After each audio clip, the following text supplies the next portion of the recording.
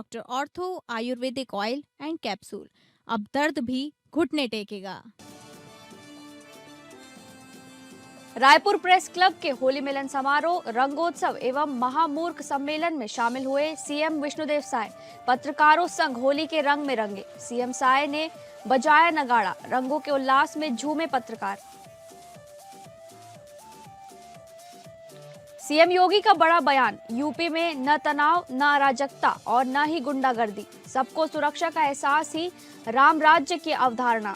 CM योगी ने विपक्ष पर साधा निशाना, पहले यूपी में समाज को बांटती थी सरकारें।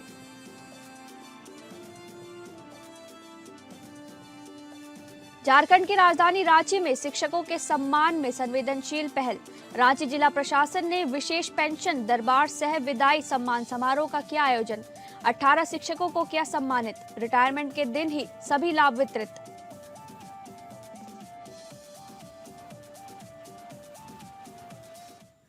नमस्कार, आप सभी का स्वागत है स्टेट लाइव में। मैं हूं आपके साथ शालिनी राणा। शुरुआत करेंगे स्टेट लाइव की छत्तीसगढ़ की खबरों से। मुख्यमंत्री विष्णुदेव साय रायपुर प्रेस क्लब द्वारा आयोजित होली मिलन समारोह, रंगोत्सव एवं महामूर्ख सम्मेलन 2026 में शामिल हुए।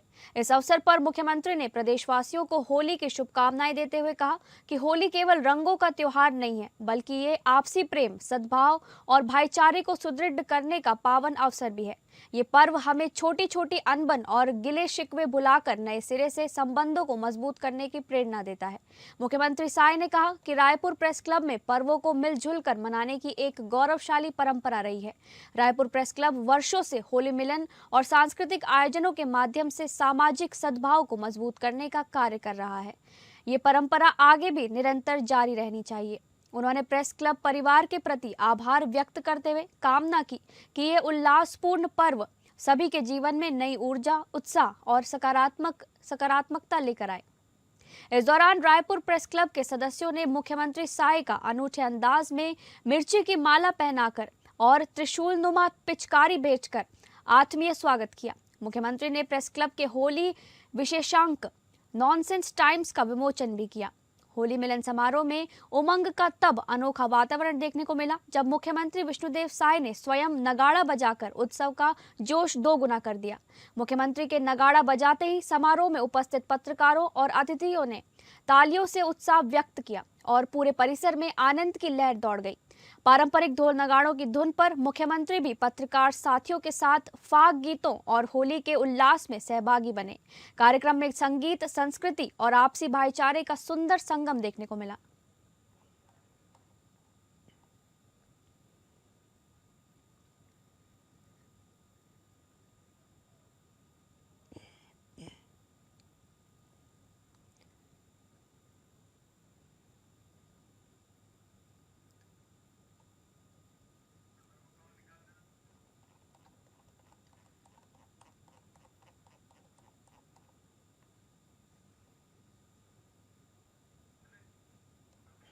छत्तीसगढ़ के उप मुख्यमंत्री अरुण साव ने बिलासपुर की बाबाजी कॉलोनी में आयोजित होलिका दहन कार्यक्रम में शामिल होकर विधि विधान से पूजन किया। इस दौरान उन्होंने क्षेत्रवासियों के साथ पर्व की खुशियां साझा की और सभी को होली की शुभकामनाएं भी दी। बिलासपुर की बाबजी कॉलोनी में होलिका दहन का कार्यक्रम पूरे उत्साह और श्रद्धा के साथ संपन्न हुआ। मुख्य अतिथि के रूप में पहुंचे उप मुख्यमंत्री अरुण साव ने पारंपरिक रीति रिवाजों के साथ पूजा अर्चना कर होलिका दहन किया। उन्होंने उपस्थित जन समूह को संबोधित करते हुए कहा कि होलिका दहन असत्य पर सत्य की विजय और बुराई पर अच्छाई की जीत का प्रतीक है। उन्होंने कामना की कि इस पावन अग्नि से समाज में फैली नकारात्मकता, ईर्ष्या और द्वेष का अंत हो तथा सभी के जीवन में सुख, शांति और समृद्धि का संचार हो। इस अवसर पर उन्होंने लोगों को रंग गुलाल लगाकर होली की बधाई दी और समाज में प्रेम, भाईचारा और एकता को मजबूत करने का संदेश दिया। कार्यक्रम में बड़ी संख्या में स्थानीय नागरिक उपस्थित रहे और पूरे हर्षोल्लास के साथ पर्व मनाया गया।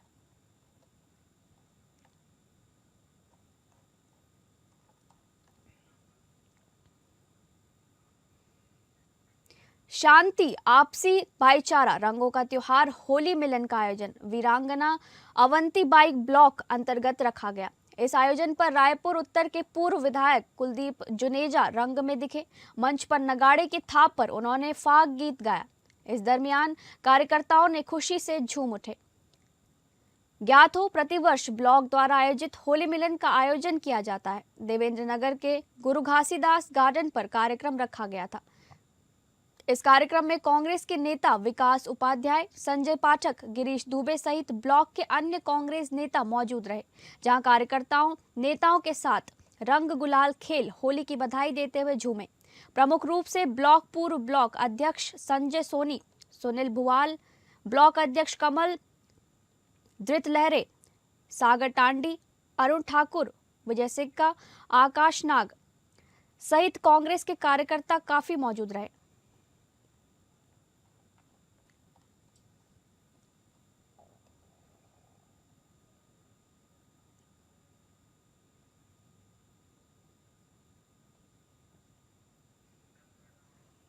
मुंगेली में रास्ता रोककर लूट और हत्या के प्रयास की वारदात को अंजाम देने वाले 3 आरोपियों को पुलिस ने महज 24 घंटे के भीतर गिरफ्तार कर बड़ी सफलता हासिल की है। सीसीटीवी फुटेज के आधार पर आरोपियों की पहचान कर त्वरित कार्रवाई की गई। तीनों आरोपियों को न्यायालय में पेश कर न्यायिक हिरासत में जेल भेज दिया गया है। लोरमी तेरा के पास कुछ अज्ञात बदमाशों ने रास्ता रोककर हमला किया था और गले से सोने का ओम लिखा लॉकेट लूट कर फरार हो गए। घटना के बाद पीड़ित ने सिटी कोतवाली मुंगेली में शिकायत दर्ज कराई थी। जांच के दौरान आसपास लगे सीसीटीवी कैमरों की फुटेज खंगाली गई, जिसमें आरोपी वारदात को अंजाम देते हुए नजर आए। फुटेज के आधार पर पहचान सुनिश्चित होने के बाद पुलिस ने दबिश देकर तीनों आरोपियों को गिरफ्तार कर लिया। वरिष्ठ पुलिस अधीक्षक के निर्देशन में गठित टीम ने त्वरित कार्रवाई करते हुए आरोपियों को पकड़ा और न्यायालय में पेश कर उन्हें न्यायिक हिरासत में भेज दिया गया।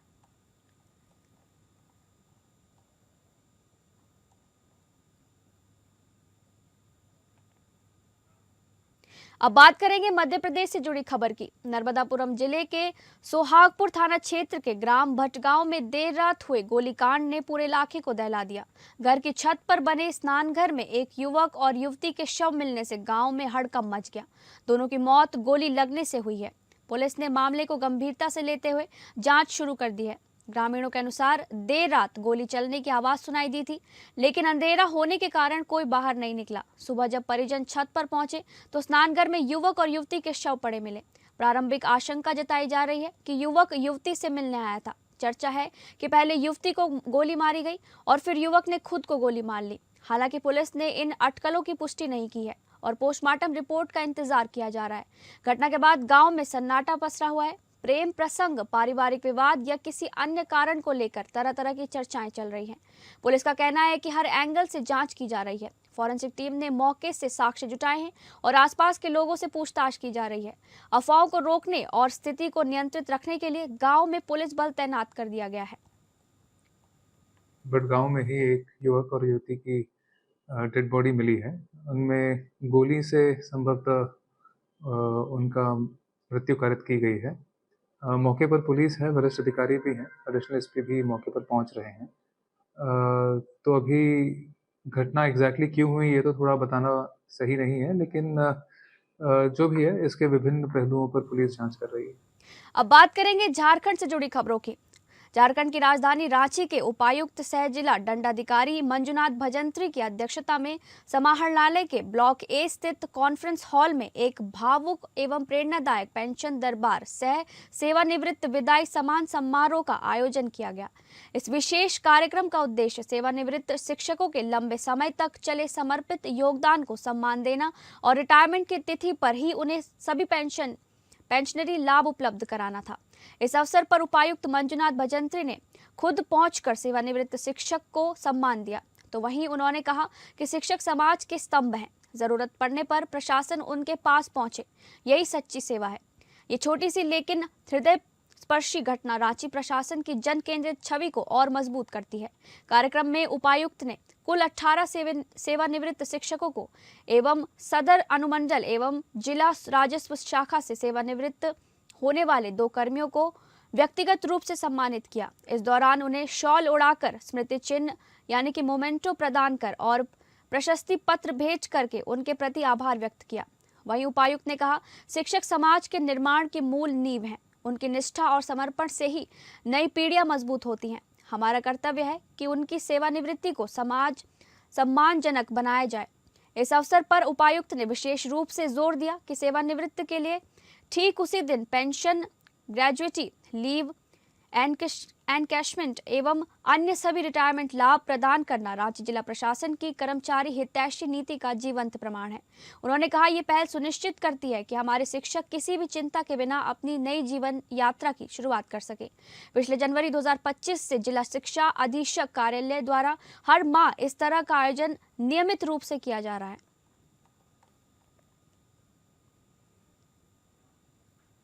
नाबालिग के साथ दुष्कर्म करने के आरोपी ओझा 57 वर्षीय पांडे नाग को जगन्नाथपुर थाना पुलिस ने गिरफ्तार कर न्यायिक हिरासत में भेज दिया है। इस संबंध में जगन्नाथपुर थाना क्षेत्र के हाटकरंजिया निवासी पीड़िता की मां ने 1 मार्च को जगन्नाथपुर थाना टोदा गहातू मुंडासाई निवासी ओझा के विरुद्ध मामला दर्ज कराया था। दर्ज मामले पर पुलिस ने आरोपी के खिलाफ पॉक्सो एक्ट के तहत मामला दर्ज किया है। दर्ज मामले में पीड़िता की मां ने बताया कि ओझा पांडे नाग ने झाड़ फूंक करने के लिए मुझे और मेरे बेटे को घर बुलाया और झाड़ फूंक करने के बाद ओझा ने तालाब का फेरी लगाकर विसर्जन करने के लिए कहा। उसके बाद मुझे और बेटे को घर भेज दिया। इसी दौरान मेरी पुत्री को भय दिखाकर ओझा ने दुष्कर्म किया। जब बेटी ओझा के घर से वापस लौटी तो उसने सारी बातें अपनी मां को बताई।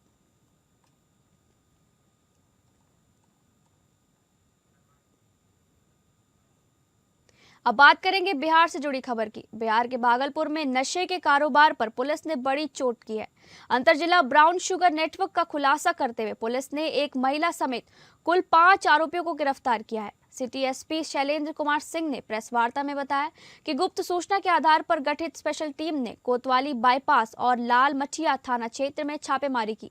कार्रवाई के दौरान 200 ग्राम ब्राउन शुगर बरामद की गई। पुलिस के मुताबिक गिरोह लंबे समय से शहर में सक्रिय था और युवाओं को निशाना बनाकर नशे की सप्लाई कर रहा था। कोतवाली बाईपास इलाके से अभिषेक, गौरव और एक महिला आरोपी को गिरफ्तार किया गया है। वहीं लाल मटिया थाना क्षेत्र में अलग कार्रवाई करते हुए अमित कुमार को पकड़ा गया, जिसके पास से 10.29 ग्राम ब्राउन शुगर बरामद हुई है। सभी आरोपियों से पूछताछ जारी है और पूरे नेटवर्क की कड़ियां खंगाली जा रही हैं। पुलिस ने साफ किया है कि जिले में नशे के खिलाफ विशेष अभियान लगातार जारी रहेगा और तस्करों के खिलाफ सख्त कार्रवाई की जाएगी।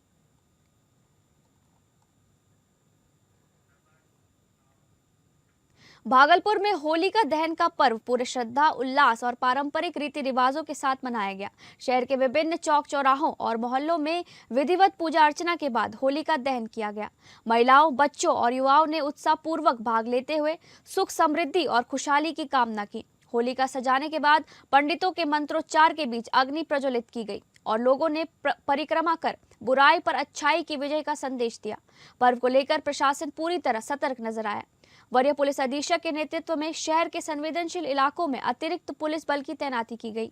रात भर गश्ती के साथ रोको टोको अभियान चलाया गया और यातायात नियमों का उल्लंघन करने वालों पर कार्रवाई की गई।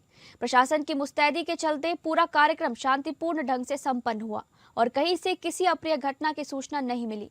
अब शहरवासी रंगों के पर्व होली को लेकर उत्साह के साथ तैयारियों में जुट गए हैं।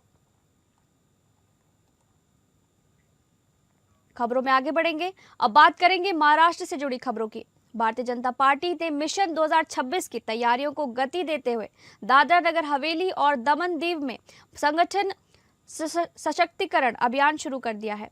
इसी क्रम में सिलवासा ग्रामीण जिले में पंडित दीनदयाल उपाध्याय प्रशिक्षण महाअभियान 2026 के तहत जिला एवं वक्ता प्रशिक्षण कार्यशाला का आयोजन किया गया। रखोली पंचायत सभागार में आयोजित इस कार्यशाला का उद्देश्य कार्यकर्ताओं को वैचारिक रूप से मजबूत करना और कुशल वक्ताओं को ऐसी टीम तैयार करना है जो पार्टी की विचारधारा और उपलब्धियों को प्रभावी ढंग से जनता तक पहुंचा सके।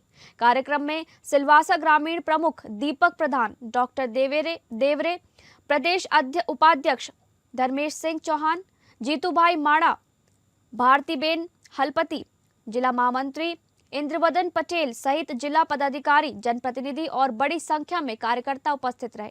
प्रशिक्षण के दौरान संचार कौशल, जनसंपर्क और संगठन की रणनीति पर विस्तार से मार्गदर्शन दिया गया। सक्षम कार्यकर्ता सशक्त संगठन के नारे के साथ भाजपा ने संकेत दिया है कि आगामी चुनावी चुनौतियों के लिए पार्टी अपने कैडर को पूरी तरह तैयार कर रही है।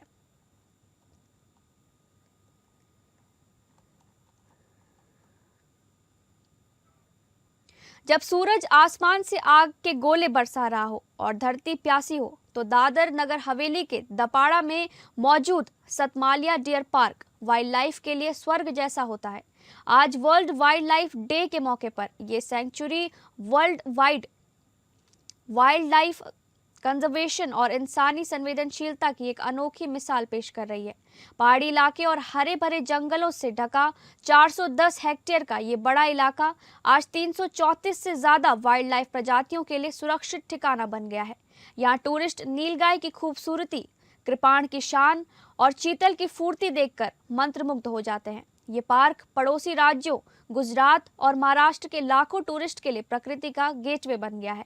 पतझड़ के आखिर और गर्मी की शुरुआत में जब जंगल सूख जाते हैं तो सिलवासा फॉरेस्ट डिपार्टमेंट ने इन बेजुबान जानवरों के लिए माँ वाली व्यवस्था की है। सुबह सुबह जब सूरज की पहली किरणें जमीन को छूती हैं तो जंगली जानवरों को पौष्टिक खाने की थाली परोसी जाती है। जंगली जानवरों के पेट की आग हरे चारे, गन्ने की चिमरी और ज्वार बाजरे की पीलिया जैसी डिशेस से शांत होती है। गर्मी में जंगली जानवरों की प्यास बुझाने के लिए टेक्नोलॉजी और नेचर को मिलाया गया है। नदियों और कुओं से पाइपलाइन के जरिए आर्टिफिशियल झीलें जिंदा रखी जाती हैं ताकि जंगली जानवरों को पानी के लिए भटकना न पड़े। पानी की लगातार मौजूदगी की वजह से यहाँ के पेड़ चिलचिलाती गर्मी में भी हरे भरे रहते हैं और जंगली जानवरों को ठंडी छांव देते हैं। जब चारों तरफ पानी और घास की कमी है तब टूरिस्ट फॉरेस्ट डिपार्टमेंट के शानदार काम की खुलकर तारीफ कर रहे हैं। वाइल्ड लाइफ की ये मस्ती और हंसी साबित करती है कि अगर इंसान चाहे तो नेचर का बैलेंस बनाए रख सकता है। इस वर्ल्ड वाइल्ड लाइफ डे पर सतमालिया का ये नज़ारा ये मैसेज दे रहा है कि जब पेड़ और वाइल्ड लाइफ हैं तभी इंसानियत का वजूद सुरक्षित है।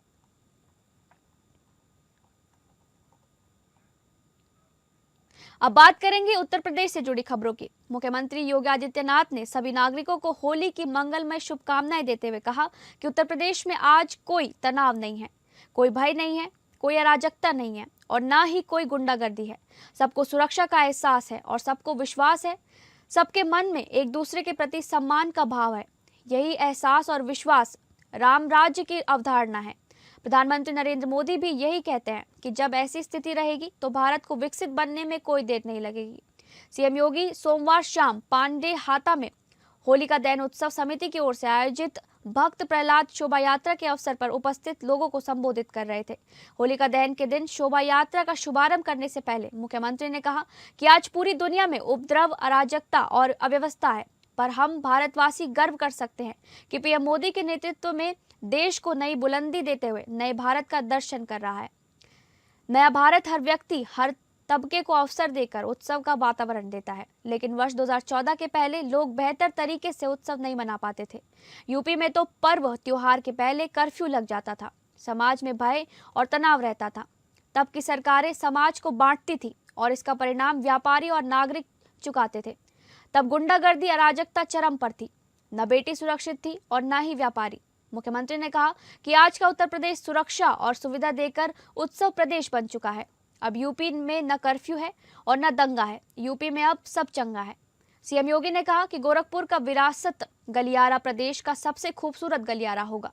गलियारा बनने से प्रभावित व्यापारियों को घंटाघर के बंधु सिंह पार्क में कुछ दुकानें दी जा रही हैं। इसके बाद अन्य जो दुकानदार शेष रह जाएंगे उनके लिए डाइट के पास कॉम्प्लेक्स बनाया जाएगा।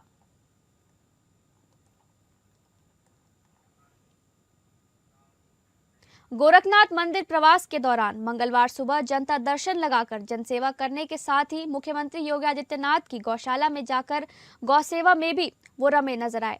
उन्होंने नामों से पुकार कर स्नेहिल थपकी देकर गायों गौवंश को खूब दुलारा, उन्हें गुड़ रोटी खिलाया और गौशाला के कार्यकर्ताओं को गौवंश की समुचित देखभाल के निर्देश दिए। गोरखनाथ मंदिर प्रवास पर मंगलवार प्रातःकाल सीएम योगी की दिनचर्या परंपरागत रही।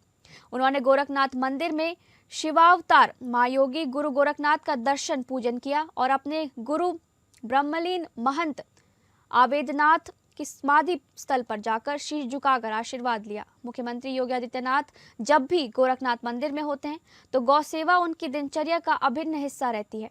मंगलवार सुबह भी वह मंदिर परिसर का भ्रमण करते हुए गौशाला में पहुंचे और वहां कुछ समय व्यतीत किया।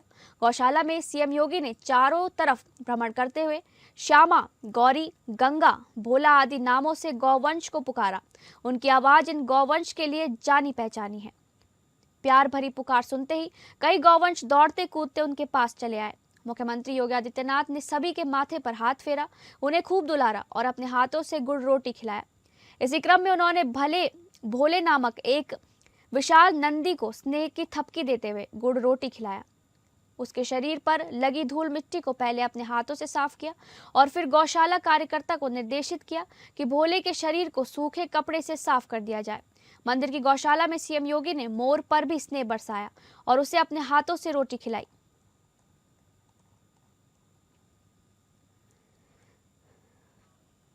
गोरखपुर में मुख्यमंत्री योगी आदित्यनाथ ने जनता दर्शन में गंभीर बीमारियों के इलाज के लिए आर्थिक सहायता की मांग करने आए लोगों को आश्वासित किया कि वे बेफिक्र होकर अच्छे अस्पताल में उपचार कराएं। सरकार उनको भरपूर आर्थिक सहायता देगी। मुख्यमंत्री ने कहा, इसे लेकर अधिकारियों को निर्देशित भी किया कि जिन लोगों को उपचार में आर्थिक सहायता की आवश्यकता है, उन्हें एस्टीमेट की प्रक्रिया को जल्द से पूरा कराकर शासन को उपलब्ध कराया जाए। हर जरूरतमंद को इलाज के लिए मुख्यमंत्री विवेकाधीन कोष से सहायता राशि उपलब्ध कराई जाएगी। होलिकोत्सव मनाने के लिए गोरखपुर आए मुख्यमंत्री योगी आदित्यनाथ ने मंगलवार सुबह गोरखनाथ मंदिर में आयोजित जनता दर्शन में करीब 150 लोगों से मुलाकात की। मंदिर परिसर के महंत दिग्विजयनाथ स्मृति भवन के सामने कुर्सियों पर बैठाए गए लोगों के पास जाकर एक एक कर उन्होंने सबकी समस्याएं सुनी। समस्याओं के निस्तारण के लिए लोगों को आश्वासित करते हुए उनके प्रार्थना पत्र संबंधित अधिकारियों को हस्तगत किए। मुख्यमंत्री ने सभी लोगों को भरोसा दिलाया कि किसी को भी परेशान होने या घबराने की आवश्यकता नहीं है। हर समस्या का प्रभावी समाधान कराया जाएगा। जनता दर्शन में मुख्यमंत्री ने अधिकारियों को निर्देशित किया कि वे जनता की समस्याओं पर पूरी गंभीरता और संवेदनशीलता से ध्यान देकर उनका त्वरित, गुणवत्तापूर्ण और संतुष्टिपरक निस्तारण कराएं, ताकि किसी को भी परेशान न होना पड़े। हर पीड़ित के साथ संवेदनशील रवैया अपनाया जाए और उसकी समस्या का समाधान कर उसे संतुष्ट किया जाए।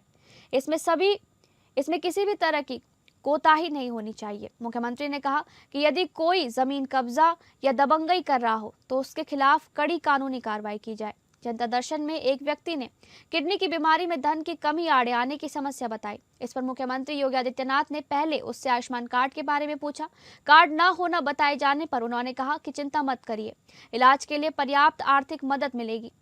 अन्य कई लोग भी गंभीर बीमारियों के इलाज के लिए आर्थिक मदद की गुहार लेकर पहुंचे थे। सीएम योगी ने सभी को आश्वासित करते हुए कहा कि सरकार किसी भी जरूरतमंद के इलाज में धन की कमी को बाधक नहीं बनने देगी। विवेकाधीन कोष से आर्थिक सहायता दी जाएगी। जनता दर्शन में कुछ परिजनों के साथ उनके बच्चे भी आए थे। मुख्यमंत्री ने सभी को स्नेहिल आशीर्वाद के साथ चॉकलेट दी और खूब पढ़ने के लिए प्रेरित किया।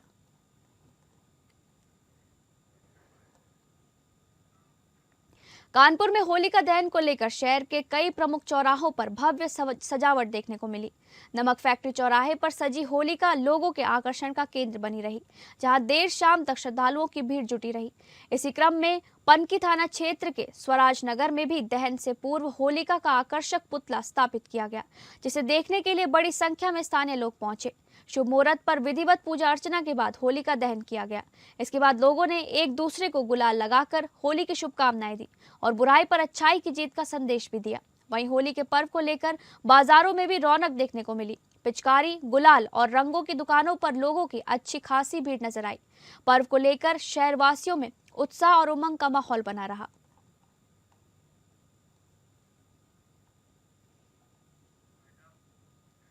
फिलहाल स्टेट लाइव में बस इतना ही। नमस्कार।